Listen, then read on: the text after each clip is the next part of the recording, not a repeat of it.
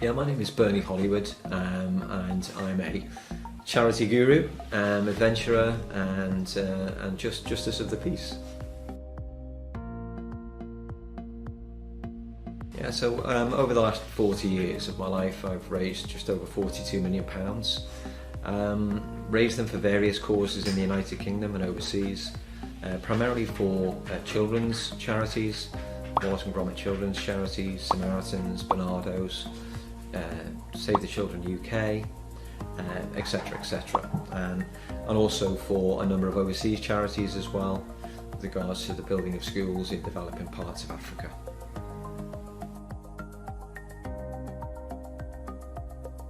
Through adventuring, I've done some quite remarkable things really for an ordinary person.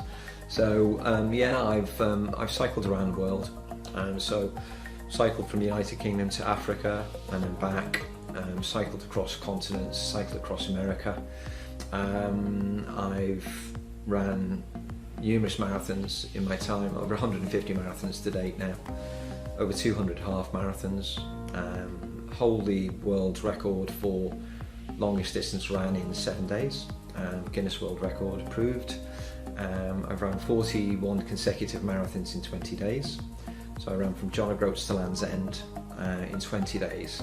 I did take a day off because I had to travel up to London to actually finish it off by running the London Marathon with a 30-foot banner on top of my head. But we raised over £250,000 for Barnardos on that occasion, which was incredible.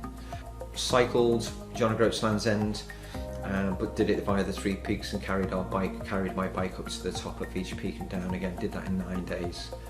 I ran John O'Groats to Land's End in 7 days flat in a team, which was fun. And we raised money for a local charity in Warrington on that occasion.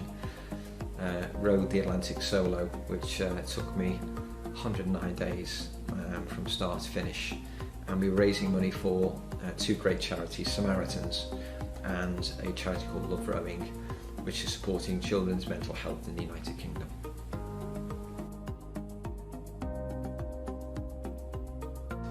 So we've had a number of activations with the Boat of Hope over the last 2.5 years. Our first activation was we've actually pulled the boat, which weighed 680 kilos.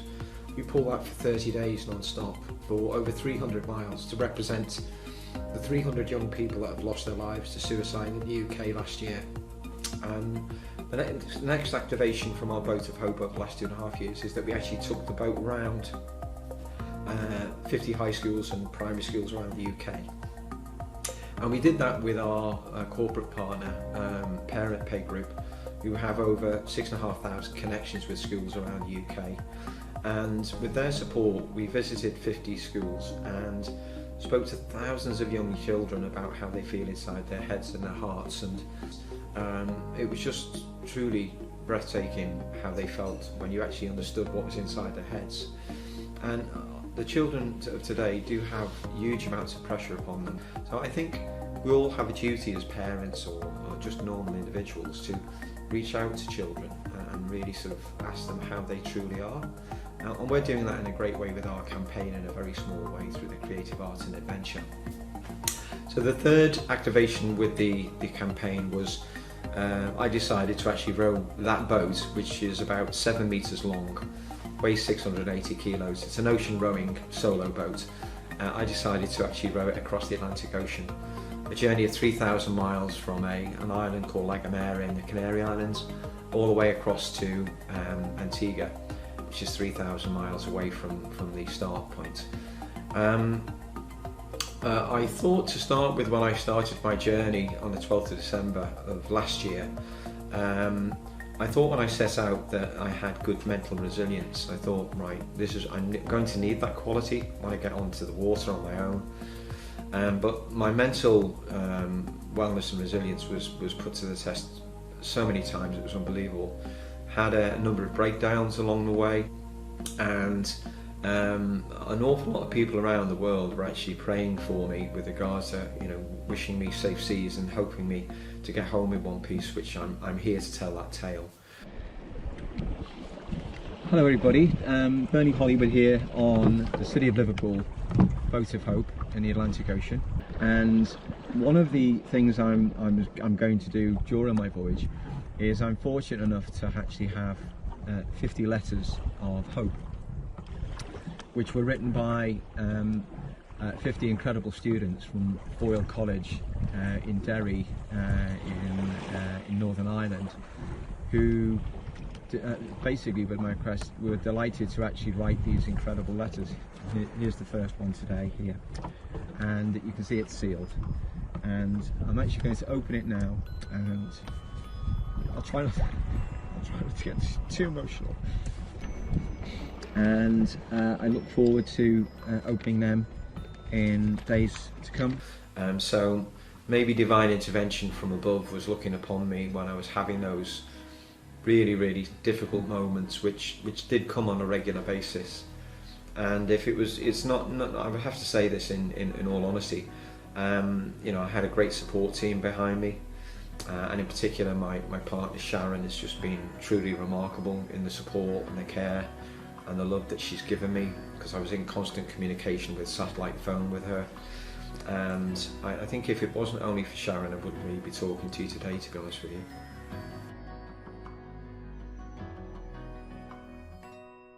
I will be going back to row again, but not an Atlantic Ocean or a Pacific Ocean. I'll be going back to my local river, which is the River Dee, and I'll be joining my colleagues in the Grosvenor Rowing Club. I'll be back to sculling a boat and enjoying the pleasures of the River Dee. From a charitable point of view, my work continues. I continue to mentor people around the world on charitable giving, and I have a number of mentees that I continue to look after across the world. I am considering going into the world of politics, which I feel that it's the next natural stage for me, from the point of view that you can influence really the third sector and the development of the third sector within government by being in government.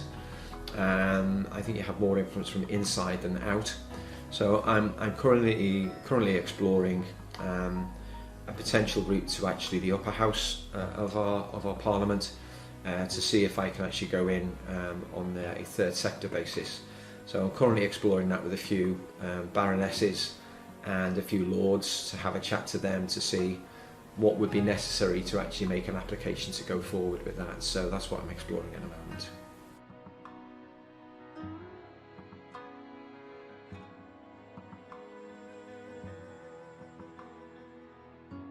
So that just gives you an overview of really sort of my lifetime of work in sort of 8 minutes.